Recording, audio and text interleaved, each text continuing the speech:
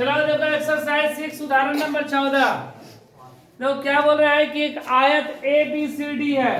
बोले ना कि आयत के अंदर, मतलब ये क्या है, आयत ए बी सी डी क्या है, एक आयत है। तो देखो आयत में का पहले गुण क्या होता है कि आयत में आमने सामने की भुजा समानांतर एवं बराबर होता है। आमने सामने की भुजा समानांतर एवं बराबर, मतलब एडी किसके बराबर है, बीसी के, और AB किसके बराबर है, BC के। ऐसा क्यों? क्योंकि यह एक आयत है और आयत का गुण क्या होता है कि इसका प्रत्येक कोण समकोण होता है, मतलब ये सारा 90-90 डिग्री का है। ठीक है, ये इसका गुण है। उसके बाद बोल रहे हैं कि इसके अंदर एक बिंदु O है। एक बिंदु ये क्या है, O है, जैसा कि आकृति में दिखाया गया है। हमको सिद्ध करना है OB square plus OD square बराबर OA square plus OC square. तो देखो यहाँ पर हमको सिद्ध करना है, लेकिन जब ये इस प्रकार ये त्रिभुज बन जा रहा है तो यह समकोण त्रिभुज नहीं है, या ये नहीं है कि इसके विकर्ण काट रहे हैं। विकर्ण भी रहता तो क्या करते, समकोण पर काटता, तो ये विकर्ण भी नहीं है। ठीक है, तो इसके लिए हम लोग एक रचना करेंगे। रचना में क्या करेंगे, कैसे लंब खींच देंगे, और जैसे ही लंब खींचेंगे तो मेरा एक समकोण त्रिभुज बनेगा। 1 2 3 4 5 6, मतलब बहुत सारा बनेगा। और उसमें हमको जो सिद्ध करना होगा बस वही लिखेंगे। हमको सिद्ध करना है OB OD OA और OC, तो यही 4 को लेंगे। ये 2 को लेंगे, जोड़ देंगे समीकरण दोनों को, तो ये आधा आ जाएगा। तो सबसे पहले दिया है, देखो क्या दिया गया है वो लिखो। दिया है कि ABCD एक आयत है, आयत है। तो इसलिए AD बराबर BC एवं AB बराबर CD। क्योंकि आयत है तो आमने सामने की भुजा बराबर भी होता है और समानांतर भी होता है। समानांतर में लिख दे क्या, बराबर समानांतर AD बराबर BC, उसी तरह बराबर और समानांतर AB बराबर BC, बराबर भी और समानांतर भी है। ठीक है, उसके बाद क्या दिया गया है कि O कोई बिंदु आयत के अंदर स्थित है, आयत के अंदर स्थित है, स्थित है। ठीक है, ये हमको दिया है कि वो कोई आयत के अंदर स्थित है। सिद्ध करना है, और कुछ दिया है उसमें नहीं ना, सिद्ध करना है। क्या सिद्ध करना है, OB square plus OD square बराबर OA square plus OC square. ये हमको सिद्ध कर रहा है OB square plus OD square बराबर OA square plus OC square. इसके लिए हम लोग एक रचना करेंगे। रचना में क्या किए, ये ऐसे लंब डाल दिए, नाम यहाँ पे कुछ लिख दे रहे हैं, MN, कुछ भी नाम लिख सकते हैं, कोई जरूरी है कि PQ MN भी चलेगा। रचना में क्या किए कि MN लंब, MN लंब AB तथा MN लंब CD खींचा है, डालो जो भी हो। तो ये लंब हो गया। ध्यान दो, जैसे ही ये लंब हुआ तो ये 2 समानांतर रेखा के बीच ये लंब डाल दिया, मतलब ये भी समानांतर हो गया। तो इसलिए जो MB है वो किसके बराबर हो जाएगा, MC के, मतलब MB बराबर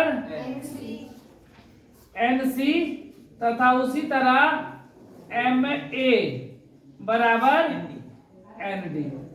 अगर ये दोनों आपस में बराबर तो ये भी आपस में बराबर। अब देखो प्रमाण,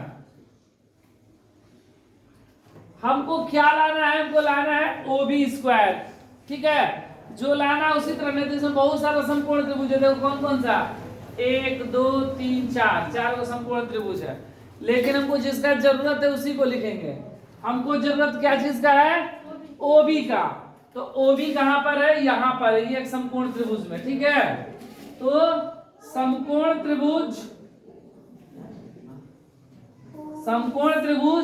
OMB में, OMB में अगर त्रिभुज समकोण हुआ तो पाइथागोरस सूत्र कर्ण स्क्वायर बराबर लंब स्क्वायर प्लस आधार स्क्वायर।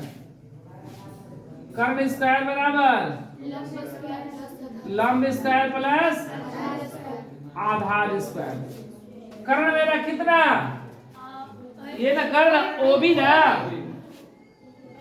ओबी स्क्वायर। लंब कितना? OM square plus MB square. ये हो गया समीकरण एक। मेरा OB स्क्वायर आ गया ना। अब हमको OD चाहिए। OD कहां पर है? यहां पर त्रिभुज OND में। समकोण त्रिभुज OND में, OND में। तो यहां भी वही कर्ण स्क्वायर बराबर लंब स्क्वायर प्लस कर्ण स्क्वायर बराबर लंब स्क्वायर प्लस आधार स्क्वायर। कर्ण मेरा कितना? OD। OD स्क्वायर बराबर लंब ON square plus ND square. ये समीकरण मेरा OB और OD जोड़ देंगे तो आ जाएगा ना LHS। यहाँ पर मेरा OA आना चाहिए। क्या आना चाहिए? OA यहाँ पर ऊपर वाले में है। तो एक बार त्रिभुज ले लेंगे OMA, समकोण त्रिभुज ना, समकोण त्रिभुज OMA में कर्ण स्क्वायर बराबर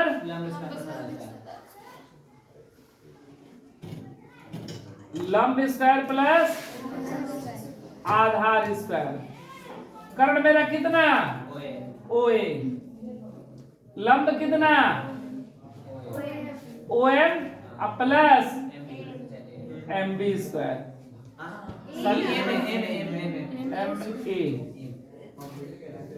MA समीकरण, ठीक है। और हमको चाहिए क्या? OC। OC कहां पर है? यहां पर है। समकोण त्रिभुज, समकोण त्रिभुज ONC में कर्ण स्क्वायर बराबर लंब स्क्वायर प्लस आधार स्क्वायर। कर्ण मेरा कितना? OC square. लंब कितना? ON और आधार समीकरण 4। चलो अब समीकरण या तो 2 प्लस 1 जोड़ दो, नहीं तो 3 प्लस 4 जोड़ दो। अगर ये दोनों को जोड़ेंगे तो मेरा LHS भाग आ जाएगा। अगर इन दोनों को जोड़ेंगे तो RHS आ जाएगा। तो किसी एक को जोड़ेंगे, या तो इस दोनों को, नहीं तो इन दोनों को। तो हम लोग जोड़ दे रहे हैं समीकरण 1 तथा 2 को, ठीक है। ऐसा नहीं कि 1 2 को जोड़ेंगे तो ही आएगा, 3 4 को भी जोड़ेंगे तो आ जाएगा। समीकरण 1 तथा 2 को जोड़ने पर कितना है ये मेरा? OB square plus OD square, यही है ना। OB square plus OD square LHS आ गया बराबर ये क्या है? OM square plus MB square plus ON square plus ND square. क्या गया ना। लेकिन हमको तो लाना था OA प्लस OC, मेरा आ गया क्या? OM प्लस ये। चलो कोई बात नहीं है।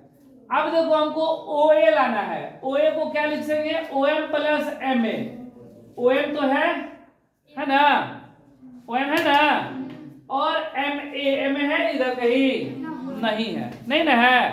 तो हम लोग क्या करेंगे? देखो हमको एक चीज दिया गया है रचना में कि MA को ND भी लिख सकते हैं।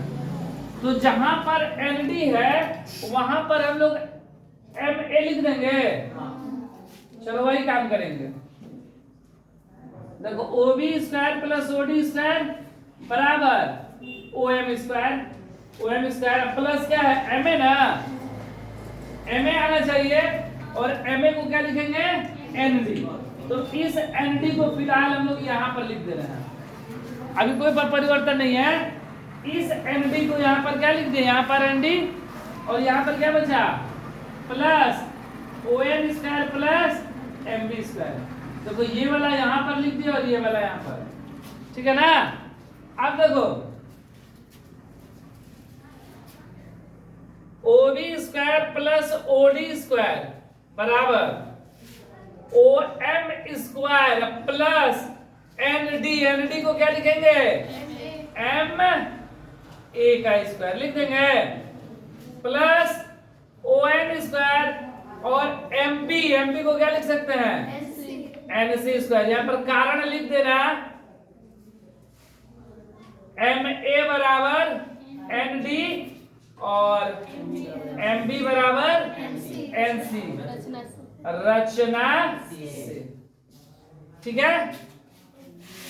अब देखो ये मेरा आ गया O B square plus O D square plus O M square plus M A square bracket में लिख दिए plus O N square plus N C square bracket में। अब देखो O B square plus O D square यहाँ बराबर है बाबू तरफ O M square plus M A square को क्या लिख सकते हैं ओ ए स्क्वायर लिख सकते हैं और O N square plus N C square को क्या लिखेंगे ओ सी स्क्वायर। कहां से, तो समीकरण 3 तथा 4 से। इसलिए जो हमको सिद्ध करना है O B square plus O D square बराबर O A square plus O C square सिद्ध हुआ।